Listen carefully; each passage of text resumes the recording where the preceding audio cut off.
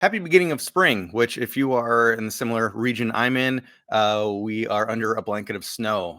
For the first time in months, it's snowing. But whatever the case, spring is around the corner. Baseball is almost here. Warmer weather and not going outside with a jacket on is what I'm most excited about. And I know if I was really on top of things, I would be doing this exact episode prior to St. Patrick's Day instead of a week after it. But whatever the case, here we are. And no, I'm really not ever the life of the party unless you are really desperate for a nerd to talk about ghost stories. In case you are, that's where I come in. So to get into our first chapter here, as we talk about something positive, before we get into the weird, unusual, often dark, not too dark this time though. We started with something positive, and really it was St. Patrick's weekend. My wife, Wendy, even before the pandemic started, she started to get into learning about Irish fiddle playing, and then really dove in during the pandemic and has made a career or a side hustle, at the very least, out of pursuing this passion. And that just is exciting to see. And I really try to do everything in my power to support that, back that up, because it's inspiring for me. Anybody that is pursuing their passion. And it kind of reminded me of a time when I was organizing a music video shoot for somebody. And I remember it was a long day I was working on the TV show Lie to Me in Los Angeles on the Fox lot, I think it was, near Culver City. And I remember the person, as we were, getting all of this, organized and ready for this weekend shoot, the person asked, like, why are you doing all of this to help me out so much? And I, without thinking about it, I just said, like, well, because no matter how much talent somebody has, you still need a team of people around you that believe in you, that are willing to help you out. I know the more I thought about it after the fact, even though it came out of my own mouth, it's so true, because I know so many different, very, very, very talented individuals that I feel like, why aren't they famous? Or why haven't they sold a script? Why aren't they headlining arena shows around the world? Why isn't Taylor Swift opening for them? It is so, so, so difficult. Talent doesn't always rise to the top. Talent is there though, and it's undeniable, but you really do need that family, if you will, of fellow people that have their own talents. Like, I can't go out there and perform music. I know anybody could if you dedicated your life to it and practice, but that was not my path, and that's fine. But what I can do is I could shoot a music video. I could try to help somebody with booking. That's kind of my wheelhouse a lot more, is the organizing and the planning. I want nothing more to be able to support the people around me whom I believe in. And plus, then I get to ride on those coattails, right? I love music. I love live music so much. That's why I jump at the chance to film a concert or to shoot a DVD back in the day when it was DVD, film concert films, multi cameras and editing. I worked on many different music videos through the years for the likes of OK Go, certainly the headliner, but obviously Sunspot, Vintage Trouble, Belinda Ortner. I shot a concert film for a heavy metal group called Euphorium. Shot concert films for Julie Moffett, a female singer-songwriter. So like quite the range of types of music. And, that's helping them out, but I'm also having fun with it too. So I guess really, after all of this talk about music and filming, it's really about being there for the people that you believe in, because they'll help you out too. And it's not transactional like that. But if anything, take with you how exciting it is to support somebody else with their dreams and be able to see somebody pursue something that was just a thought once upon a time, and now they're on stage, or people are coming out because they know them and are fans with them. It's so exciting to see that. And I love to be able to support that any way I can. And therefore, if you are at all interested in some Irish fiddle, head on over to this YouTube channel, Wendolyn the Fiddler. That is my wife's page, as you could probably guess after all this lead up. But yeah, she's putting out new stuff all the time, and it's so exciting to see somebody following her dreams and being a self-made success. Beyond that, we always like to get into a comment and going on a very hard 180 from lively, festive Irish music to cults. Rick Ellen Ross, both his recording, which is uploaded to YouTube, I'll share that link, and also the accompanying post on my website, has gotten a number of people that have left comments thanking Rick Ross for helping out in their lives. In case you don't know, Rick Allen Ross is one of the foremost experts in America on cults, cult-like groups, and helping try to get people out of cults. What he does is honestly the Lord's work, if you will, because it's so important, and we are all susceptible to some degree, to a large degree, of being brought in by people that might not have good intentions. This interview I was able to do with Rick Allen Ross was so exciting, and I had so many questions for him. I had so much research in advance. I love how the episode turned out. I love being able to talk to this guy who was very involved with Nexium, pretty famously recently. But he's been doing this for 30 plus years, 40 years, as I'm reading the graphic in front of you. Definitely, if you're at all interested in any level of this, whether it's just the fascination, which is where I am, but I also have friends that have been brought into cults and then fortunately were able to leave at an early level. I have a friend that was brought up in a cult and didn't know it until she was an adult. But yeah, it's very eye-opening to be looking into this kind of stuff.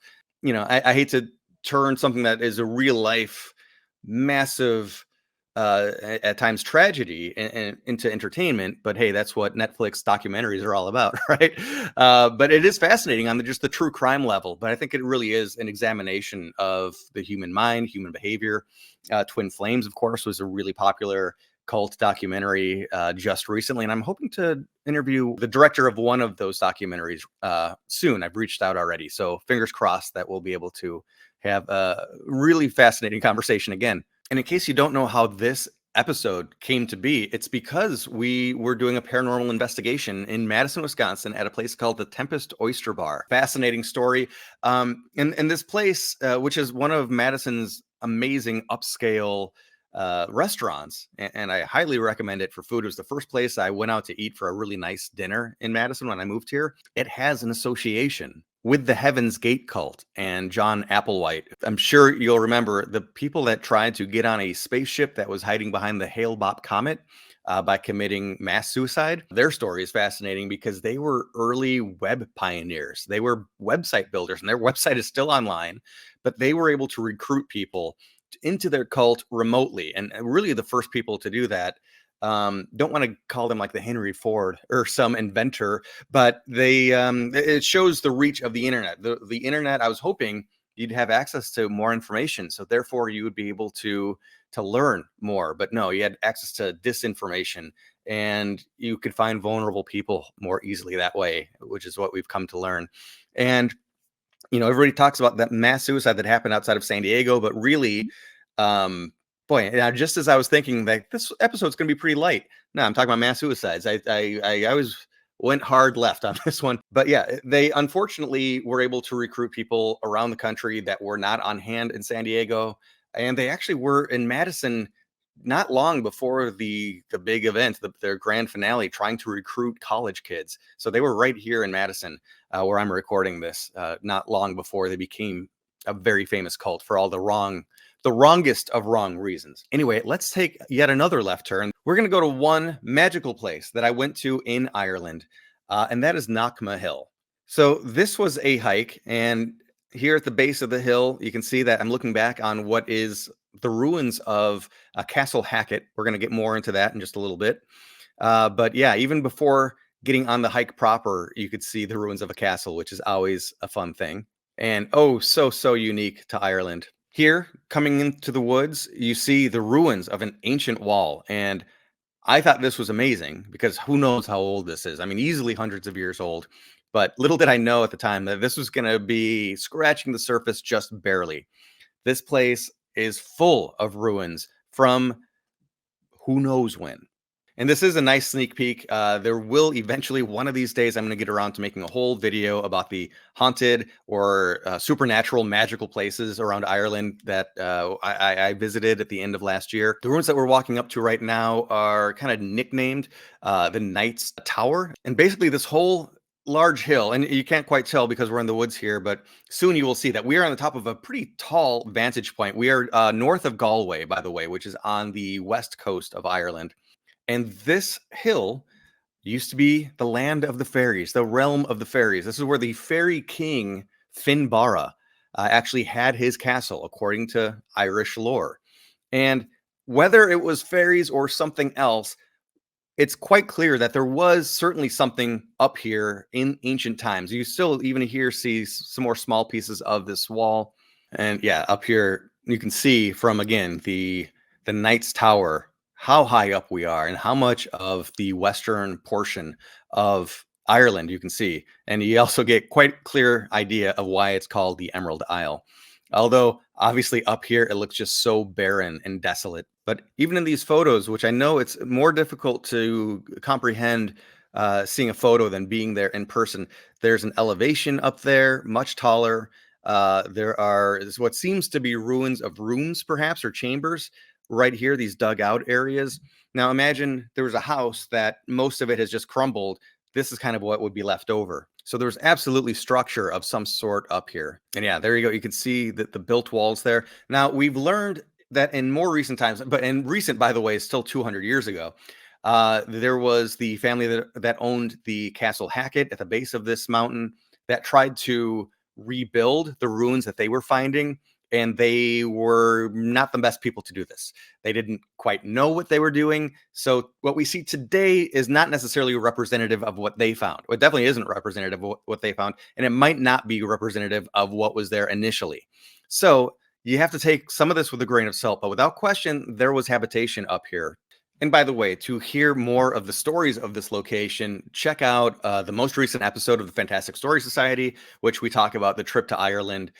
Everything from the different haunted or mystical places that we went to how much fun it was to learn to drive on the left-hand side of the road when the roads were more narrow than the wheelbase of your car.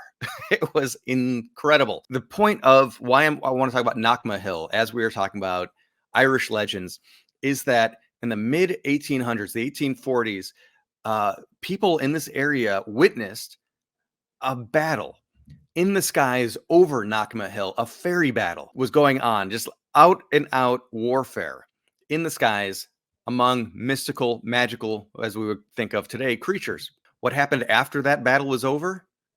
The potato famine started. Now, we always think about fairies as being these kind of earth elements, these creatures that are connected to nature. So did whatever happened in their civilization that led to this big warfare, this big battle, was the fallout of that, the bacteria that ended up killing all of these crops that led to one of the largest migrations in human history, which meant millions of people dying and millions of people leaving Ireland. A huge, I think it was about a third of the entire population was gone, either from immigration or death. Devastating the growth of this country 150 plus years ago. I know it seems silly for us in America to be talking about fairies. It could be perfectly rational to talk about Bigfoot or ghosts. Why not fairies? And whatever the case, when we're talking about all of these witnesses seeing a battle, a fairy battle up in the skies over this hill, we're not talking about the ancient Aztecs. We're not talking about ancient peoples. We're not talking about looking at cave paintings and trying to determine what the story is we're being told. We're talking about people just honestly, in the grand scheme of things, a few generations removed from us, seeing something in the sky. They were seeing something. What was it? And whatever the case, they saw something weird in the sky that was obviously pretty epic in scale in this place that has all of these magical legends connected to it already. Then what happened immediately after that was the potato famine. Maybe that's a coincidence. Maybe it's not. Maybe it's all linked. We don't really know, but it's an amazing story.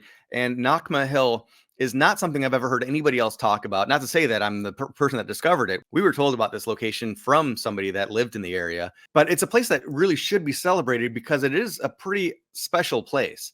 Lots of ruins there, just out in the open for anybody to check out.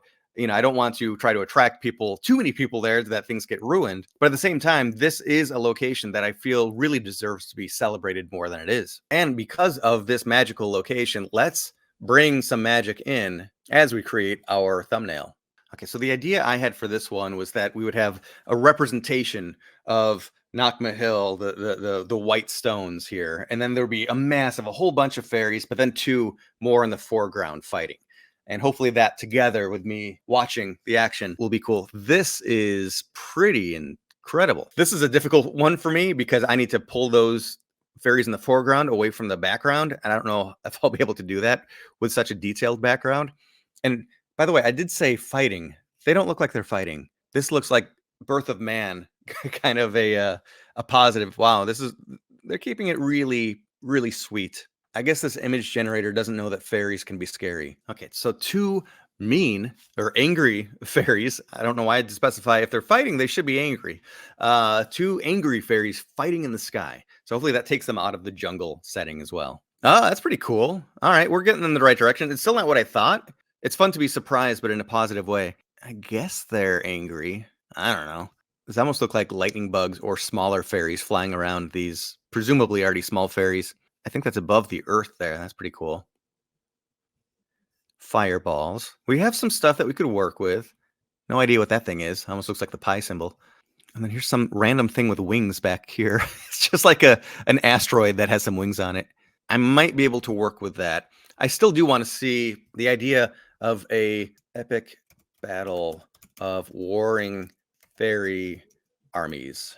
I often don't put what style I want to see it in. Maybe I'll try the same thing, but just say photorealistic, just to see what kind of options we get. Oh, see, they put too much of it on the ground, but some pretty cool imagery here. The flying horses are different. And I think this horse even has his own sword in his mouth. I'll also kind of a Roman attire. Now this, and I said epic. This is epic. Wow. My gosh, so many Link from Legend of Zelda down here. I think it is cool. I do wonder, do I pull out all the ground level stuff and just keep what was in the sky? I wanted to pull them out so that it feels like they're fighting in my space here, but maybe we don't do that. Maybe we let this go. And this is wild. I mean, this is right out of a Magic the Gathering set. I mean, here's the green deck with some ent-like creatures, some vine, neat castles back here. I mean, we could call that Knockma Hill for all we know. And then here's your red deck. Man, there's some brutal, brutal creatures here. And then these little guys that look like aliens. And then we got a dude without a head right in the center. Between what we saw earlier and this, I definitely have what I need. I'm still going to have to do some Photoshop work, as I always do. But I do just want to see. Take this and then call it photorealistic. And by the way, as you see there, we only have 3 responses this time instead of 4 options. That means it generated something that it thought was too violent. And then it censored it before it could get to us. Which I don't know why punish us, give us one less option. It was your fault. You made it. I didn't ask for anything bloody, although it must have created something more gory. Okay, so I think photorealistic didn't quite work. I guess this is kind of a Khaleesi getting her troops ready. Finbara, I should have mentioned, was the king of the fairies. I think I said that. I'm not sure. But he also was like a lord of the underworld or of the dead or something like that. So I need to learn a lot more about this mythical fairy king. But I wonder if that's what his castle would have looked like. My co-host at the Fantastic Story Society, Max Tim, I think he would love these images. I might just have to send them to him anyway. Is that Predator over here? Calling a shot like Babe Ruth. And then finally, we dive hard into dragons on this one. Definitely heavy on the mythical creatures. I don't do this usually, but let's just have some fun with something I'm definitely not going to use in the style of Family Guy. Wow, they actually used Family Guy characters, which I did not expect at all. I just said it in the style of Family Guy, but we have Stewie in this one. Interesting that they went really Middle Eastern with the style of clothes here. I don't know what's going on with this guy's cheek. He has a growth that needs to be looked at. And then, oh, this poor woman whose face is melting. Oh, same here. This person, you can see, not a fairy, so they're not flying, but she's using her lance as kind of a pole vault. That's her tactic. And then this poor guy that is just out of Futurama, actually. He's completely in the wrong place. It's so odd that they couldn't do faces well. I mean, all these faces are really mashed up. AI is just getting better and better all the time. Also, again, as you see, they only gave us 2 options here. So this is what we got. The 2 others were too rough to even be able to look at. By the way, I just saw that Stewie has really put on some weight here. So we have Middle Eastern type attire. However, obviously ancient Rome in the background. All right, it was worth it just for the fun of it. Absolutely wasn't going to use it in the first place. Yeah, I don't know. Thanks for going on this journey with me. I will be back soon with another video. As always, do let me know what kind of stories, legends, haunted locations you want to talk about. And I look forward to seeing you next time.